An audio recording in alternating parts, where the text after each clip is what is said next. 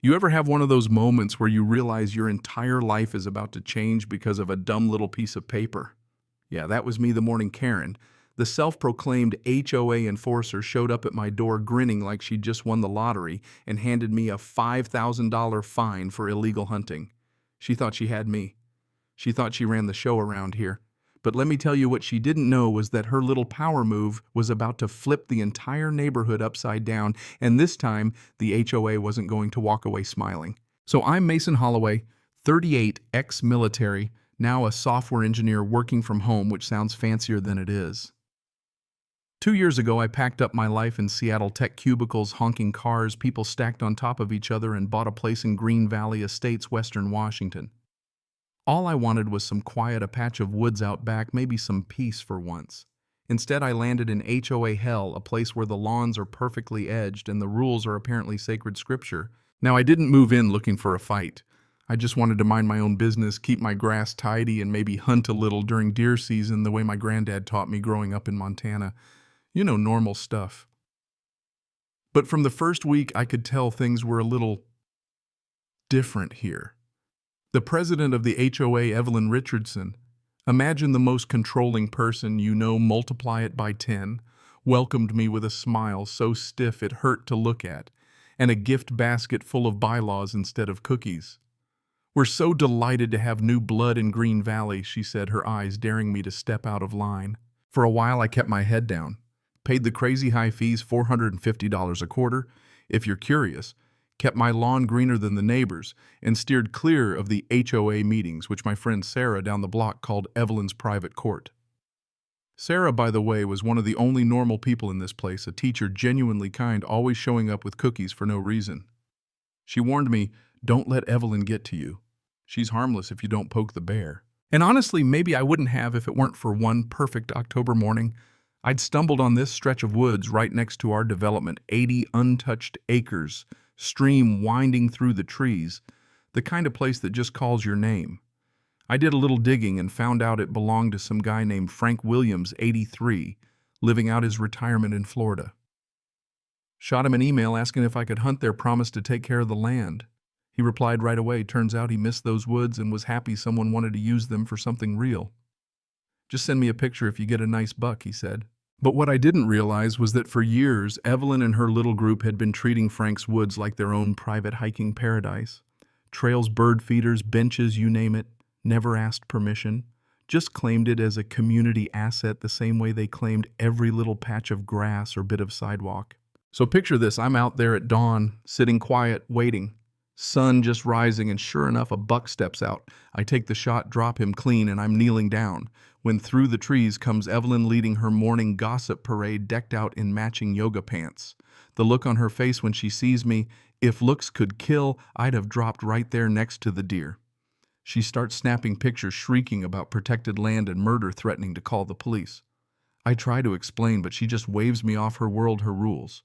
3 days later, that's when the fine shows up, taped to my door, $5,000 for cruel hunting activities. At first, I honestly laughed. I mean, I'd checked the HOA rules. There's nothing about hunting on private land, especially land the HOA doesn't own. But the next call I got from Sarah told me everything I needed to know.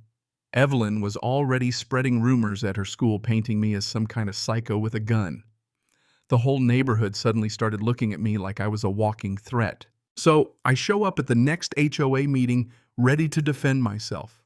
It's packed, Evelyn at the head, her vice president, Marcus, looking like he'd rather be anywhere else, and the treasurer, Richard, trying not to make eye contact.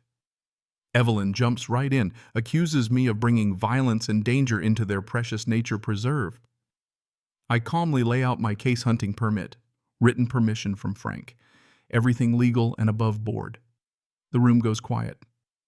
Richard actually looks like he might side with me, but Evelyn shuts him down. "That land's been part of our community for years," she says. "We've improved it, maintained it. We have established rights." And just like that, the mob mentality takes over. What if someone gets shot? What about our kids? It was a circus, pure and simple. Even when the local cop who happens to live in the neighborhood says I've done nothing wrong, Evelyn doubles down, threatens a lien on my house if I don't pay. Here's where it gets interesting. On my way out, I spot a brochure for Green Valley nature trails. And right there is Frank's land mapped out like it's theirs.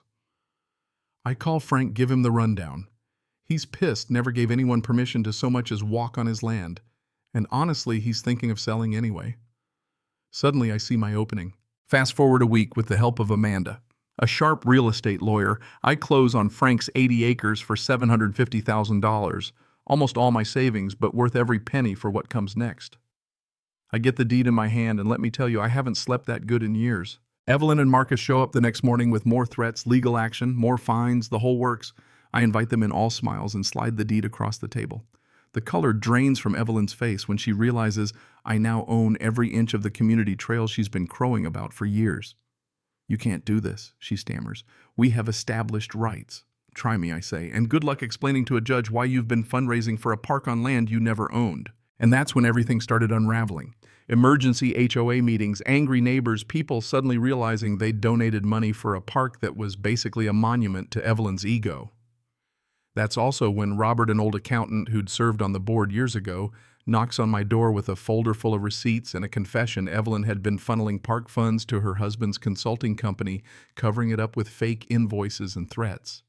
It wasn't just overreach anymore, it was fraud. Sarah, meanwhile, is my inside source, quietly passing along every bit of gossip and every whispered threat from the school. Nancy, the HOA secretary, finally cracks under pressure and hands over a flash drive packed with proof, $75,000 collected for the nature park. Most of it vanished into companies owned by Evelyn's family and friends. I go straight to Detective Morgan at the sheriff's office, and before you know it, there's a full-blown financial crimes investigation. Evelyn doesn't back down. Of course, she launches a smear campaign, rallies her few loyalists for a trail preservation walk, aka mass trespassing, and even threatens to sue me for defamation. But I'm ready. I fence off my land, mark it as a private wildlife reserve, and stand by the gate with my lawyer the day of her big protest. Right on cue, Evelyn marches up with her followers, but just as she tries to make her stand, 3 patrol cars roll up. "This land is private," Detective Morgan announces, "and anyone who crosses gets arrested." The crowd melts away. Marcus and Trevor disappear, and Evelyn, her power finally broken, shouts, "This isn't over," as she storms off for the last time. Within a week, the DA files charges: fraud, embezzlement, misappropriation. Evelyn and her crew are out, forced to repay the money banned from ever running another HOA, their reputation in tatters.